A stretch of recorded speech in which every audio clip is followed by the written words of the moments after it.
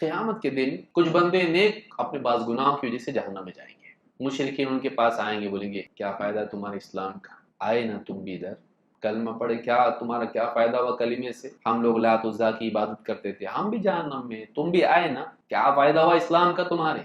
ये बात बोलेंगे। वो बोलेंगे हमारे गुनाह थे इस वजह से हम लोग आए यहाँ पे। ये नहीं बोलेंगे देखो ना अल्लाह ने कैसा डाला, कलमा पढ़ के भी फॉल्ट हमारे अंदर था, अल्लाह की गलती नहीं, नऊज़ बिल्लाह। इसमें अल्लाह को बहुत बुरा लगेगा, गुस्सा आएगा इसमें, मेरे बंदों को ऐसा बोल रहे। ईमान वाले, तौहीद वाले, ठीक है गुनाह थे उनके, उनकी सजा धोने के लिए यहाँ डाला हूँ, इनसे निकाला जाएगा यहाँ से, हमेशा थोड़ी रहने वाले। अल्लाह हुक्म देगा फरिश्तों को निकालो सबको, जितने ईमान वाले, जितने मुसलमान, सबको निकालो, इसमें सबको निकाला जाएगा। ये देखेंगे सबको निकाल के ले जा रहे हैं, काश कि हमारे पास भी इस्लाम होता तो हम भी निकाले जाते यहाँ से। और अल्लाह के नबी सल्लल्लाहु अलैहि वसल्लम ने आयत पढ़ी, रुब्बमा यवद्दुल्लज़ीना कफ़रू लौ कानू मुस्लिमीन। एक वक्त आएगा कि कुफ्र करने वाले तमन्ना करेंगे काश हम मुसलमान होते, कि हमें भी जहन्नम से ऐसे ही निकाला जाता जैसे मुसलमानों को, इन गुनाहगारों को, पापियों को निकाला जा रहा।